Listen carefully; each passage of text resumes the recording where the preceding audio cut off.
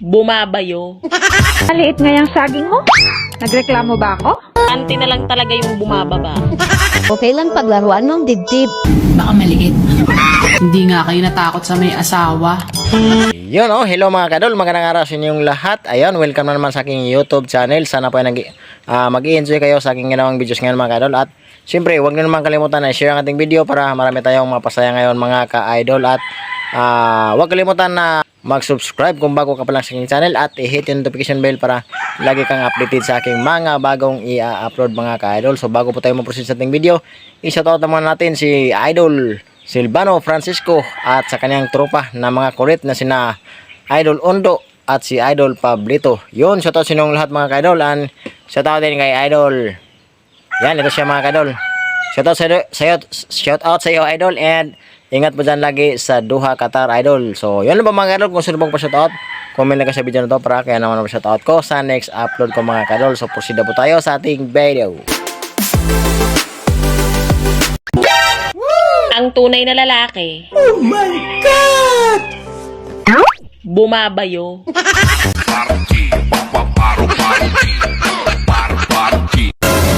Kuya, iniwan ka ba?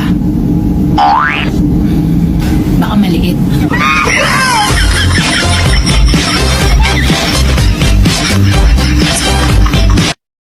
Magmahal ka ng gwardya.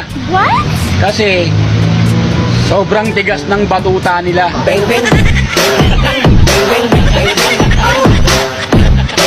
Hindi ka ba marunong bumili ng saging? Tignan mo nga tong banili mo. Sobrang liit. Mas maliit nga yung saging mo. Nagreklamo ba ako? Sa panahon ngayon, panty na lang talaga yung bumababa.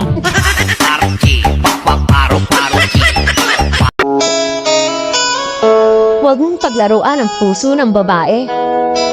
Dahil nag-iisa lang ito. Okay lang paglaruan mong dibdib. Dahil dalawa naman yan.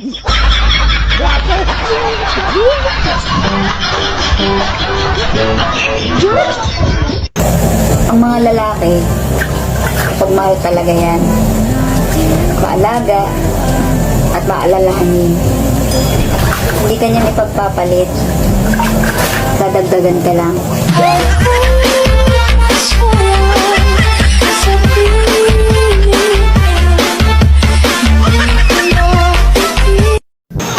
Alam mo, para kang Ferrari. Ang sarap sakyan.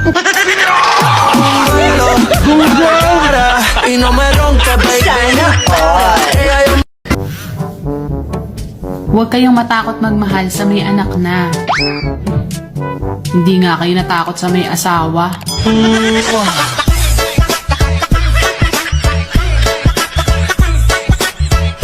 Crush, anong gusto mo sa isang lalaki? Gusto ko yung matipid. Kanina pala, sumakay ako sa jeep tapos hindi ako nagbayad. Gusto ko yung mas matipid. Tapos, humingi pa ako ng sukle. Lahat naman bagay sa akin eh. Lalo ka na.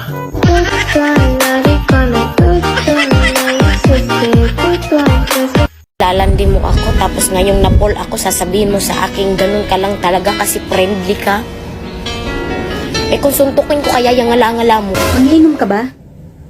Baka gusto mo ng pulutan. May mani ako dito.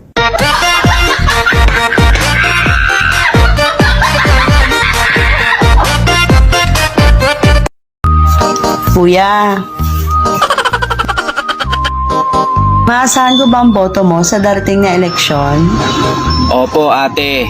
Huwag kang mag-alala. Ibibigay ko sa'yo ang boto ko. Sana all!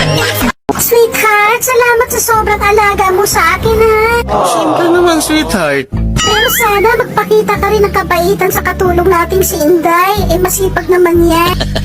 O bakit mo naman naitanong? Eh kasi napansin ko tuwing madaling araw, kinukumutan mo ako, samantalang si Inday, tinatanggalan mo ng kumot.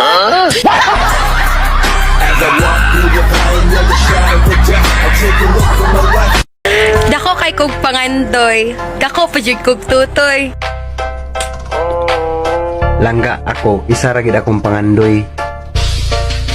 Ang maigo kani akong tumoy.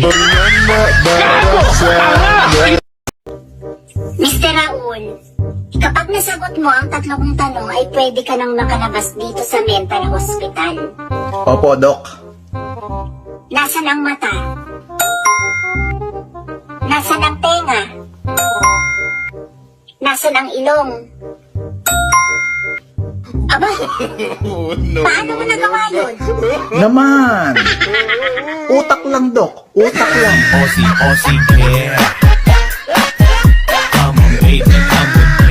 Sa lahat ng babaeng nagsasabi na lahat ng lalaki manloloko, shout out sa mga tatay nyo.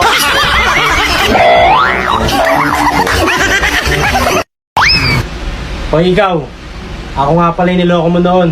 Paano masabi? Eto na ako ngayon. Wow. Naloko na naman.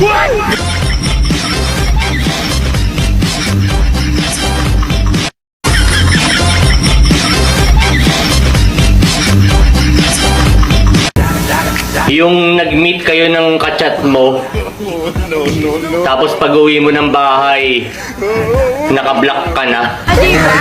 Gusto kasi etiko, papi.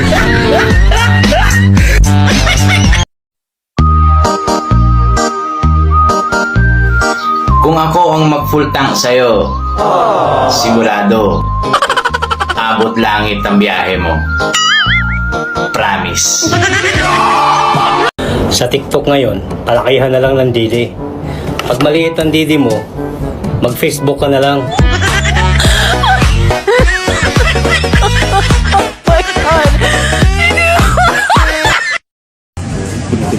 Tito Butch, sabongero ka, no? Paano mo nalaman? Galing mo kasing humimas eh.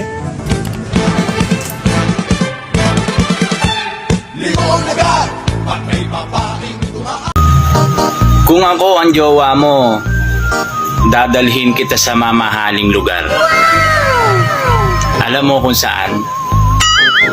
Sa gasoline station.